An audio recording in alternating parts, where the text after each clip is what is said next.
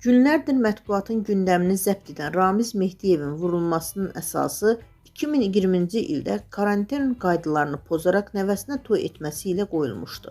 Həmin vaxtda qayda pozuntusuna görə Ramiz Mehdiyevin kürəkəni İlham Əliyev 15 sutka müddətinə inzibati qaydada həbs edilmişdi. Bəs Mehdiyevlərin evini yıxan görüntüləri kim çəkib paylaşmışdı? Oxu24.com xatırladır ki, görüntüləri müğənni Aysel Teymurzadə çəkərək xəbər saytlarına ötürmüşdü. Hadisə baş verən zaman Ramiz Mehdiyevin kürəkəni müğənnini ittiham edərək bu sözləri demişdi. Filarmoniyanın direktoru Murad Adgözəlovun həyat yoldaşı, Azərbaycanı Eurovision yarışmasında təmsil etmiş Aysel qərəzli videoları çəkib müxalif sayta ötürüb. Sual yaranır ki, bunun səbəbi nədir? Mən bu haqda çox düşünmüşəm. Bundan sonra da araşdırma aparacağam. Bu sabotajdır. Akademik Ramiz Mehdiyevə qarşı sabotajdır.